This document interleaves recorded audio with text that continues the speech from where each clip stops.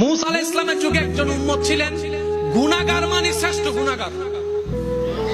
তার গুনার পাপ এমন বর্ধিত হয়েছে, এলাকার মানুষ তাকে অসুস্থ যখন হয়েছে গ্রাম থেকে বের করে দিয়েছে। এবার তার ডানে কেউ নাই, বামে কেউ নাই, সামনে কেউ নাই, পিছনে কেউ নাই, সবাই তাকে ঘৃণা করে বাইরে ফেলে দিয়েছে। সে মারা যাওয়ার পর আল্লাহ জলিলুল কদর নবী মুসা নবীকে হুকুম দিলেন, ও মুসা, অমুক গ্রামে অমুক জায়গায় আমার একটা বান্দা মারা গেছে, তুমি গিয়ে তাকে সুন্দরভাবে গোসল টোসল করে জানাজা দিয়ে দাফন করে দাও। পাপীর জানাজা পড়তে যাচ্ছেন কে? গোসল দিতে যাচ্ছেন কে? নবী। কোন নবী? মুসা আলাইহিস সালামের মতো নবী।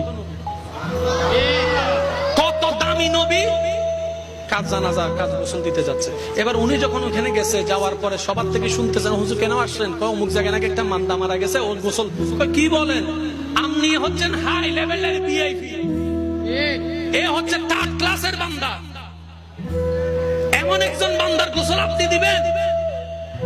মুসা নবী বলে যে ব্যাপার কি রে, আল্লাহ যেহেতু পাঠিয়েছেন বুঝে শুনে পাঠিয়েছেন, আল্লাহ যেহেতু পাঠিয়েছেন নিশ্চয়ই কোনো হিকমত, আল্লাহ যেহেতু পাঠিয়েছেন নিশ্চয়ই কোনো কারণ।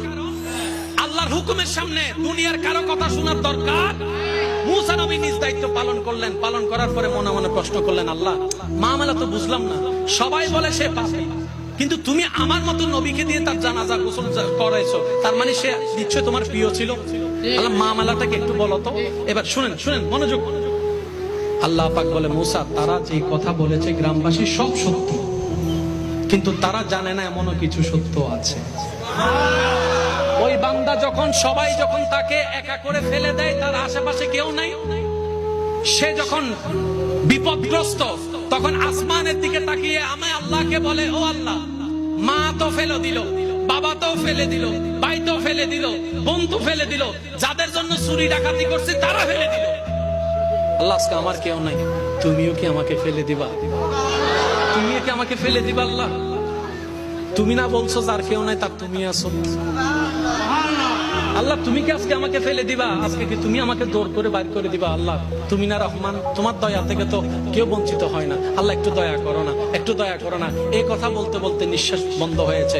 আল্লাহ পাক বলে, ও মুসা, তার শেষ সময়ের সেই কথাগুলা আমার এত সুন্দর, এত পছন্দ হয়েছে, আমি খুশি হয়ে সারা জীবনের গুনাহ মাফ করে দিয়েছি।